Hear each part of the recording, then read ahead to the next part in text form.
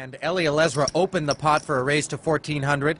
Phil re-raised to 5,400. And then Dewan, out of the small blind, made it 16-1.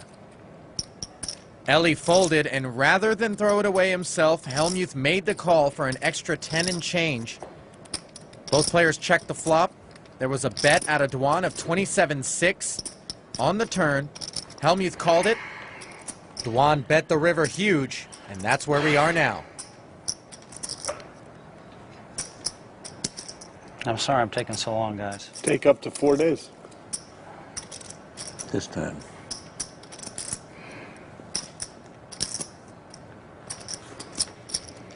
The beginning of day 3, I will have left the building.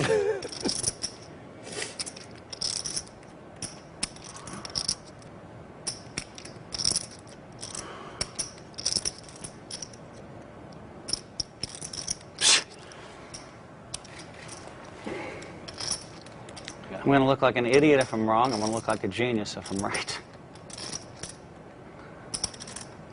Wow. I will give you. That's why big poker Give bet. him credit. He has a good blank stare. Like completely blank. Big bet poker usually works out like that. When you win big, it's because you're a genius.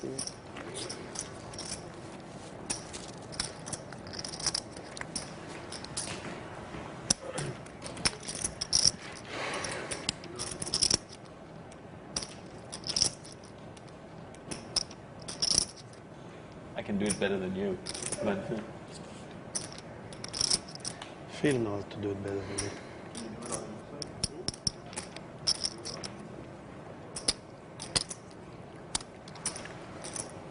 I call.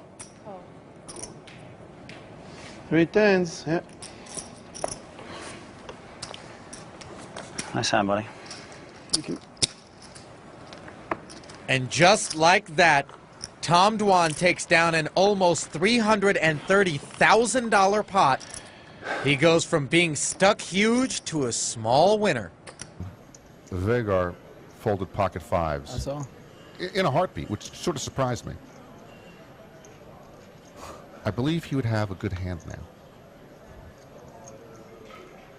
6 of clubs on the turn.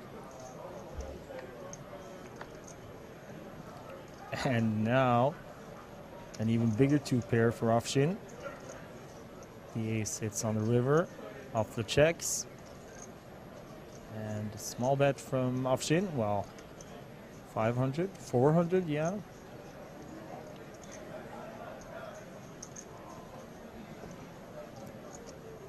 And he gets the call. Wow. So that is, well, a pot of 2 million shipped Afshin's way.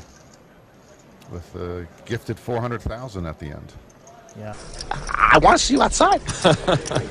So Alex is going to call, and the feud will continue between Alex and Jim McManus. Here comes the flop. It's a bunch of undercards. Alex in the lead with a king high to the queen high for McManus. Yeah, no help for either one.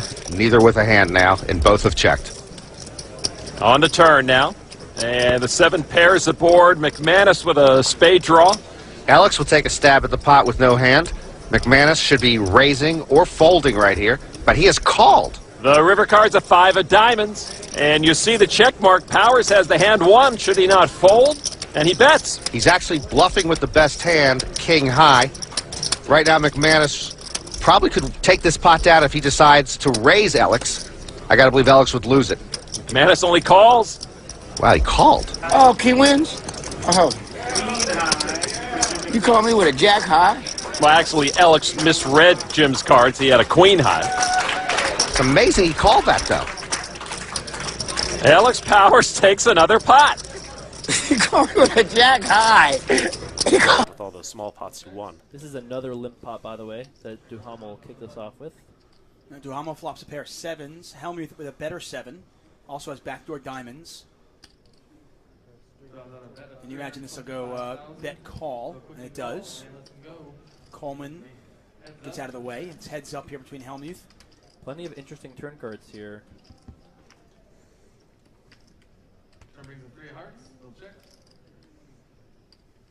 I wonder if... I would think John would check back here, but... I think he'll check back here, but honestly that card has to make him more likely to bet. Right. He just has a better hand now. It's kind of tempting to, but I think Duhamel's going to take the safer play. Oh, man, dude. Duhamel has run good at this final table. Oh, no. Is Phil going to bet? This is kind of a strange bet to me because I think it's a good bet by Phil. Yeah. I think he should have the best hand here a ton of the time. It's kind of a little blocker bet here. Yeah, he bet very small. 215 to 1.25 million. Yeah. Which this is also going to get him in trouble now because if you bet bigger when John raised, he has a much easier fold. Right. He doesn't know if he's induced this exactly by betting small. And you can see how seriously Phil is staring at John. Right. Even though the action's on John and Phil's already acted. Phil's already preparing and trying to decide what am I going to do if I get raised. Right. But this is just going to be another brutal spot for him now because... And it's just right off the heels of the last hand, too. And you only have so much discipline. Right. You just, like, run out. So when back-to-back tough decisions happen, this is what happens. And there's the raise. I think the raise is to 1.5 million. I think that's a great size.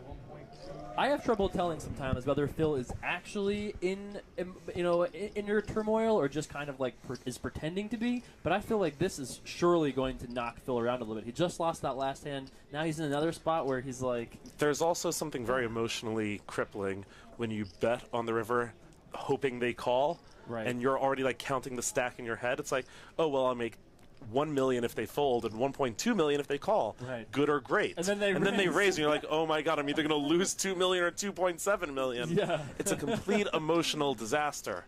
I made a mistake. Obviously, Duhamel only raised to 1.2 million, so it's 950,000 back over to Hellmuth. If he calls this, he will be by far our short stack. Yeah.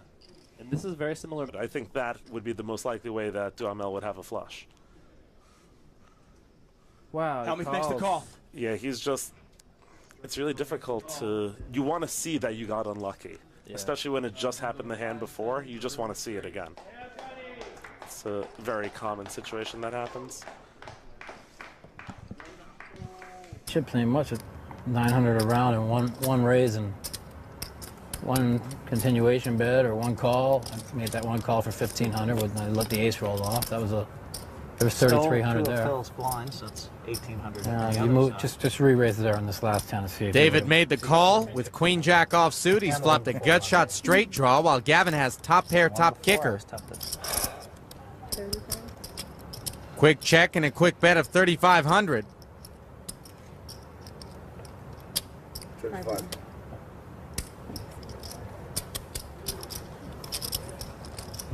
David calls. Board pairs the 3 on the turn. David checks again. Gavin checks behind, and on the river, an 8 of diamonds. 2 pair on the board. David with another check.